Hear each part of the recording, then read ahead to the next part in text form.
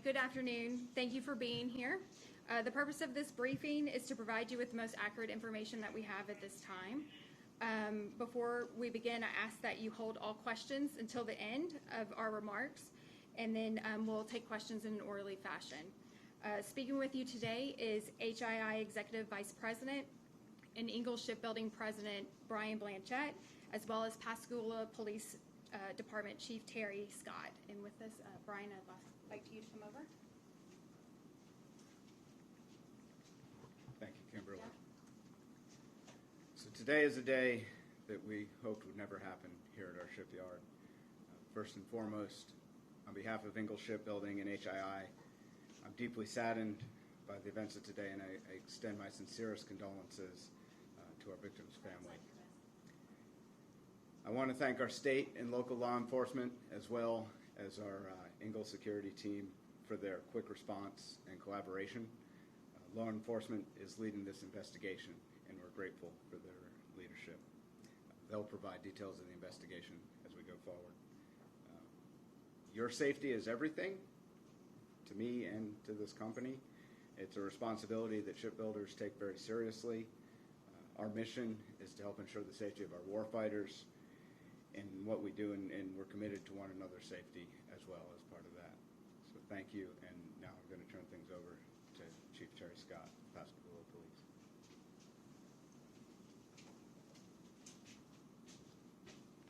All right, we're going to take questions, or? If you would like to provide a statement. Okay. We got a call about 7:31 this morning that possible shooting out here at Ingalls. The Pascagoula Police Department, Jackson County Sheriff's Department, multiple other agencies came out to assist us, and we got the shooter in custody about an hour and a half later, just under an hour and a half later. It's about 8:58 when we took the shooter into custody. We do have one deceased. It was an isolated incident. Pretty sure both guys knew each other. I think it might have been an argument sometime this week. They may have had.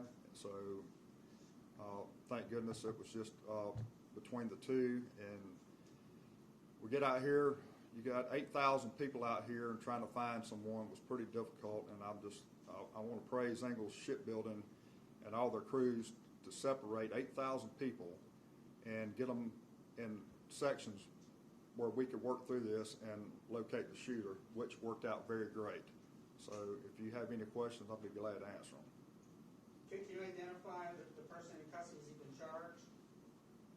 Well, he hadn't been charged yet. We're interviewing him now. Yeah, I can identify him. His name's Curtis James Jr., 25-year-old male from Mobile. I don't have an address yet, but I know he's in the Mobile area. Do we know exactly how he was able to get onto Ingalls Shipbuilding with a gun? That I don't know. I'm sure Ingalls Security will come up with something with that later, but I have no idea how he got on with the gun. Where exactly in the yard did it happen? It was on one of our Navy ships under construction. I don't know the name of the ship, but it's one that was on shore near the water, and it was.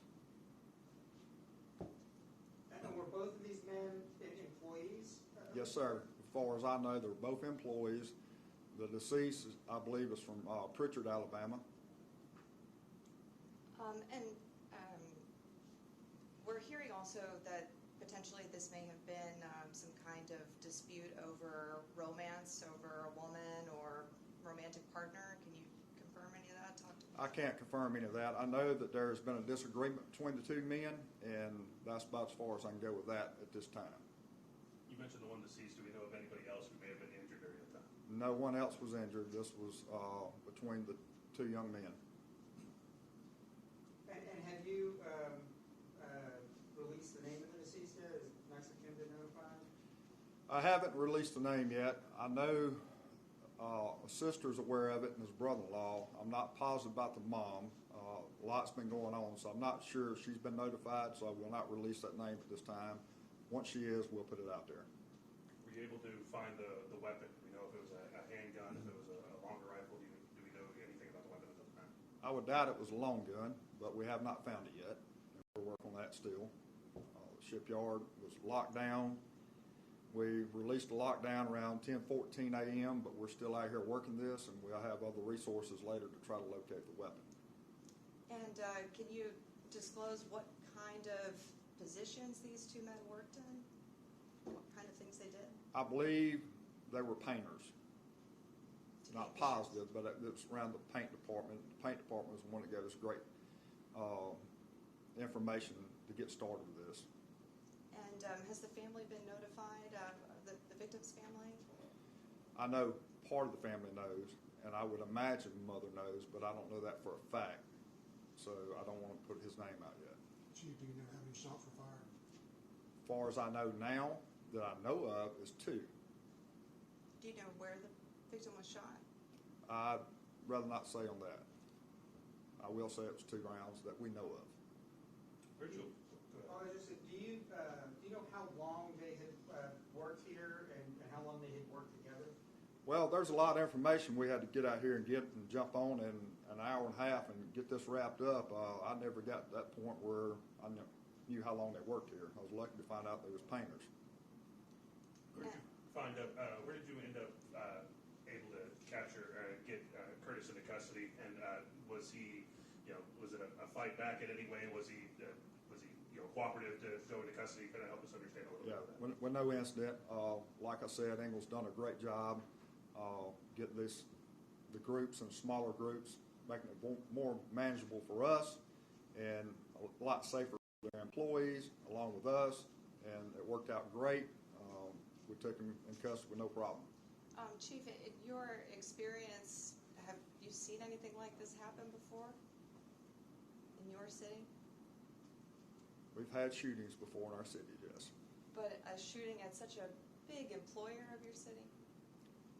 There has been one before here, and that was many years ago, and it was similar dispute, and it was taken care of rather quickly also. And I do have a question for you, sir, with Ingalls. Curious about for the employees who left today. We saw them leaving en masse. Are the folks who were sent home today, are they still going to get paid for the day? Yes, we made the decision to send everybody home with pay today. As I said, our safety of our employees is our top priority, and we're going to make additional services available to them from a grief counseling standpoint as well. We really try to take care of our shipbuilders and look out for their needs. So in terms of how he was able to bring a gun onto the facility, is that part of the police investigation? Is that an internal company investigation? Both? So certainly this is an ongoing matter, and so we're not going to comment on the details, but we have clear policies and measures to prevent this, so we'll be working with the police department to look into this further. Can you talk about the measures people have to go through on a daily basis to get onto Ingalls? Security measures already in place to prevent this, and maybe somewhere where there may have been a lapse to end up at this point. So as I said, this is an active investigation, and so we're going to be looking into all those details. It is a controlled facility. It's restricted to people who work here. And again, clear indications of what is not allowed on site, but we'll be working with local enforcement to get to the bottom of it. Roughly how many people would have witnessed this based on where it occurred? Honestly, I do not know if there are any witnesses at this time. And to your knowledge, were there any damages done to the ships nearby? To my knowledge, there's no damage or no significant damage to the ships. I imagine things expected to go back to normal tomorrow. We're working through all the details of, and again, working with law enforcement as they release portions of the yard that are under their control. So our employees should pay attention to the website, to other means of communication, so they stay well informed. And I mean, for you, just as the leader of this company, I mean, when you heard about what happened today, just as a human being, how did this strike you emotionally? It's about the worst thing you can imagine to hear. We value every single one of our employees, and we go to great lengths to try and ensure their safety. And so, clearly, this is not a day anybody I would want to wish on anyone. Given that this is a naval facility, able provider, has any other agencies, federal, state, be called in to assist? We'll take over, we're taking the lead on that. This will not go federal.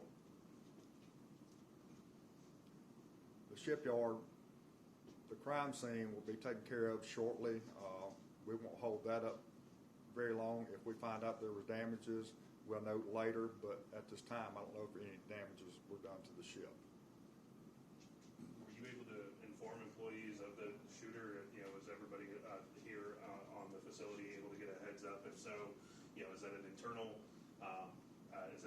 process? Is it an email? You know, kind of help me understand a little bit about how you were able to inform your employees of what was going on here. So we've invested in a number of measures to try and keep our employees safe and informed. So we have a mass notification system that was designed for situations where we would need to get word out quickly to the entire workforce, both those who have company-issued devices as well as those who don't, as well as a number of other means of communication, email, text, applications to get word out. So we got word as broadly and as quickly as possible to tell people to shelter in place and keep everyone safe.